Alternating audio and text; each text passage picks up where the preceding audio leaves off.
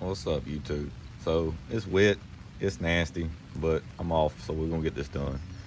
We're gonna put a stock bumper back on this 2015 Chevrolet Silverado 2500, but you can also use it for 1500. I got this truck about 3 weeks ago, and the back bumper had been backed into, so ton of videos on how to get the bumper off, but all of those are replacing it with an aftermarket bumper, rough country, Rhino, whatever. Not a whole lot out there with putting a stock bumper back on. So, well, I'm gonna walk you through that today. I bought this thing just to tow, so we're gonna put some backup lights in there because it's extremely difficult hooking a trailer up in the dark. I got that one for my daily, but I'm gonna get in the shop, get set up, and loop you in. All right, we're in the shop. You can see here, it's still raining. But this is the replacement bumper. It is a stock bumper. I did spray it with Rhino liner only because it got damaged in shipping. And they said I could pay to ship it back and they'd send me a new one, or they'd refund me some of the money and I can repair it myself. So I went that route. Here's the lights. Not much to it. It comes with a template. You just cut the holes, mount them in. The purpose of this video is the bumper comes in several different pieces. It's not put together. So I'm gonna flip this thing over and show you how to put all the brackets back in. We're gonna do the bumper pads, and then it'll be ready for install. I'll walk you through the wiring and stuff, the lights too, because I'm just gonna tie them into the reverse lights. All right. Okay, I got this thing flipped over. I made the comment earlier that 1500, 2500, it doesn't matter. The outer skin is gonna be the same. Your bumper steps will be the same. The only thing that's different are your mounting points to actually mount it back on the frame of the truck, and your upper bumper pad. So the upper bumper pad, the 1500 will work on the 2500, but the 2500 on the 1500 will take some trimming. I went ahead and bought a bumper pad for a 2500, so we won't have that issue. But for your inner brackets, you got this piece and this piece that are not tied together. You got 2 bolts right here to tie in from the top, right there, and then you got 3 on this side. 1 for this piece. These 2 are for the bumper bracket itself, and they tie in with 2 more bolts right here. And then for your bumper pad, your step, you got several more. I'm gonna flip this thing back over again and get the bumper step, and we'll walk you through that too. Okay, here's the next step. So you got grooves right here. This side needs to go in first, and you'll slide it in there, and then this back side will just drop down. And then you got 2 bolts right here. This is an aftermarket bumper, so I wasn't able to use the original hardware because these are slotted, and you kind of need the slot for adjustment to get your gap right. And then there's 1 more back here.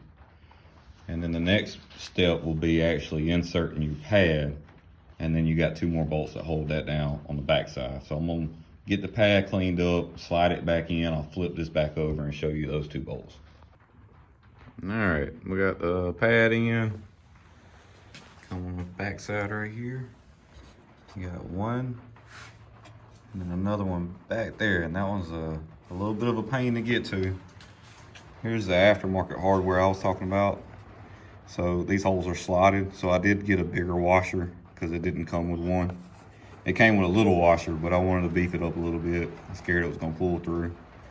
So I'm gonna finish this up, and then we'll be ready for the upper pad. All right, we got the new bumper pad just sitting up here. I haven't done anything yet, but you'll see these tabs right here. They are very fragile. So as you're going around putting these tabs in, there's a ton of them. You just have to be very patient, because if you break a couple of these off, then your pad's not gonna sit flat. So just line them up with the holes and be very patient. Put them in as few as a time is allowable.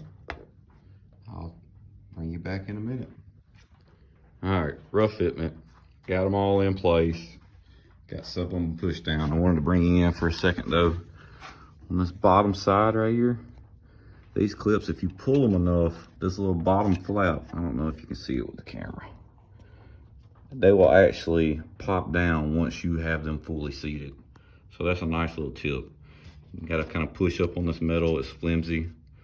Push up on the metal, push down on the pad, and that little clip will pop out. That lets you know you got it all the way down. Also, you'll notice that you got a gap.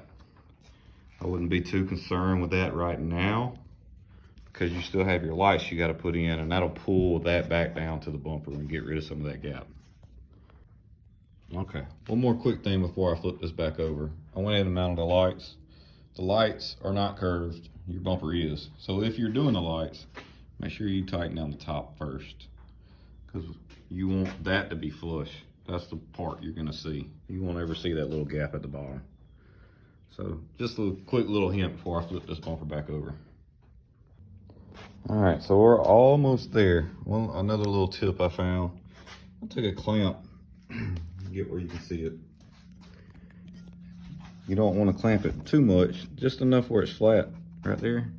And that'll help you get some of these little plastic tabs out. Like that one right there. I had to push it until it was actually on the metal part of the bumper. Again, you want to be careful. These break really easy. Also, there's these little clips that you just slide in right here. So don't throw away your old bumper because you're going to need those. And I think that's almost it. We got a couple of more bolts we got to put on for the outside trim. So if you put that bolt in when you're doing the step pads, you need to pull it back out because that goes here. And then there's one on the inside right there. That'll help pull it in, get rid of some of that gap. I think that's about it. After we get done with that, we'll go on to wiring up the lights. All right, guys, we're back again. Got the pad all done. Went ahead and put the tag lights in. Got that wiring done. Your tube for the spare tire is held together with a little retaining ring. To get that out of the old bumper, you'll have to bend some of these tabs up just a little bit. You want to do just enough to be able to get this out. So once you put the new one on, it'll slip in and clip right in place. Went ahead and put the trailer hitch back on, plug. It's just got those two retaining clips on either side. Pretty straightforward. Now we're doing the wiring for the new lights. We're using some heat shrink butt splices. These things are worth their weight in gold. Like, highly recommend. So I'm gonna finish this up. I'm gonna go ahead and put some more heat shrink over that and get all this put in wire loom and tie it into the other light and clue you back in a little bit. All right, guys, so got them all wired up. I didn't have any split loom, so I ended up using some old air hose, just splitting it down the middle, made my own. Got over here and I tied my ground in right there. So you want to knock some paint off to the 3-bolt. And this will be what actually is the hot wire for the lights. I don't think I'm gonna wire them in today. I'm still debating on whether or not to use the relay or just tie them into the reverse lights. So more to come on that. I'm gonna throw a little bit of paint right there on that bare metal and take a break, eat some lunch, and come back and mount it on. So I'll show y'all what it looks like when I'm done.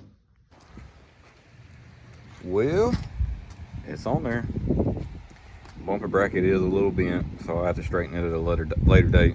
I did not wire the lights in because the rain barely held off. I still got pretty wet. Got to put the spare tire back on. Overall though, I'm happy, and it's not bent anymore, so there is that. I hope this helps somebody. If you go to do this on your own, you will have to lift that bed, so get some buddies, or I use the engine hoist. And that's it. If you decide to ride online, just follow the directions on the can. It's pretty straightforward. Make sure you stay 24 inches back. I will advise that. But other than that, y'all have a good one.